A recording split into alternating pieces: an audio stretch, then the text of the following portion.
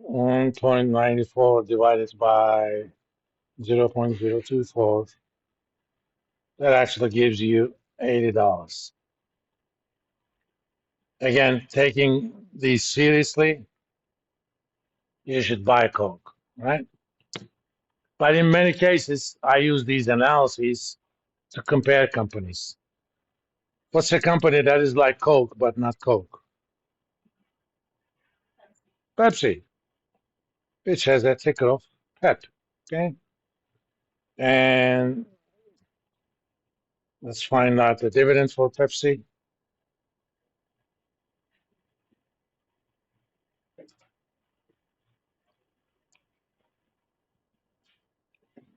Mm, 506.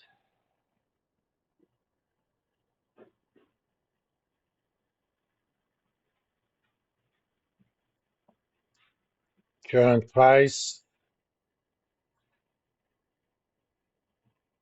165 roughly. And in terms of growth and discount rate, it should be similar. So value 0 for Pepsi. Mm,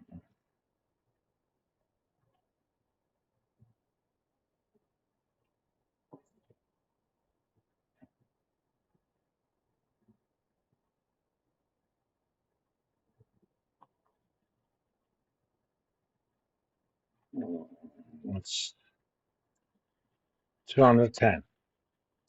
They both seem to be undervalued, but one of them is a little bit more undervalued. On Thursday, I'm gonna kind of do some analysis. I'm gonna ask the following question: given the discount rate and expected dividend, what growth rate would have justified the current price? In fact, we can calculate it. Remember, V0 equals D1 R minus G. So if these are to be the same,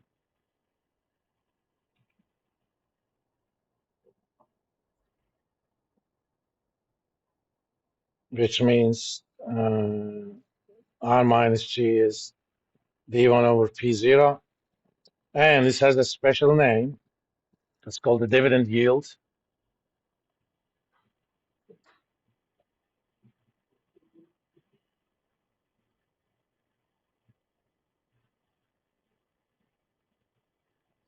So solving for R, solving for G, I'm sorry.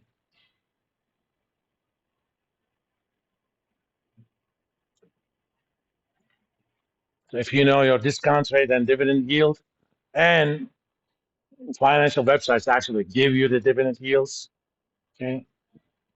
For Coke,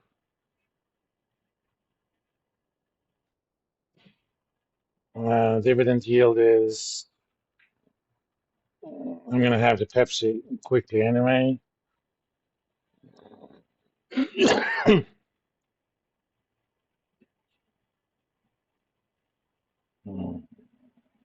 3.07%.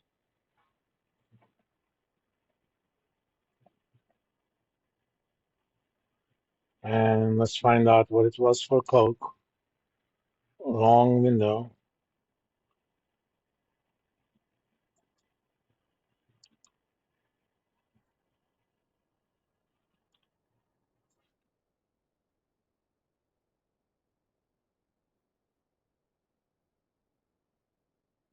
3.26%.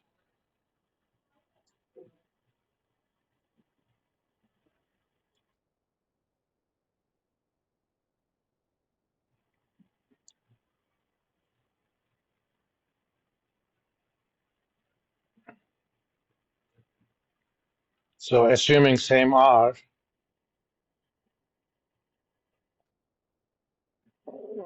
for Coke and Pepsi, G should be 9 minus 326, which is 574. For Pepsi, it's going to be 593. Those are I'm going to call these G star. Given the discount rate, what growth rates, assuming our case one model is a good model, which is a big assumption, what growth rate justifies the current price? In this case, Pepsi needs to grow at 5.9%, and Coke needs to grow at 5.74%. If you think those values are indeed attainable, if you think that Coke could never grow 5.74%, that means Coke is overvalued. In this case, Pepsi is even more overvalued. So you can still make money when two things are both overvalued. You buy the one that is less overvalued, short the one that is more overvalued. So again, taking this model seriously, which we don't, I would buy Coke and short Pepsi. This current price implies a higher growth rate. Because I don't think either one of these guys could grow that fast over a long period of time. Okay, given how hot it is, I'm going to stop here for now. On Thursday, we're going to do so-called two-stage growth model.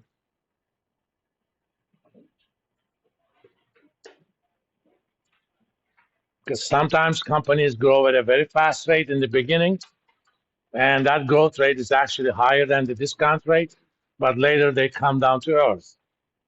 And we'll figure out how to calculate a value for those. And expect the actual posting of the assignment later this afternoon. Remember, it's going to be due. You're going to come back on Monday. I expect to have them done by Thursday after the spring break. If you do it earlier, even better. I'll even grade them during the spring break. Since you're not using the same questions, I don't have to wait for the others.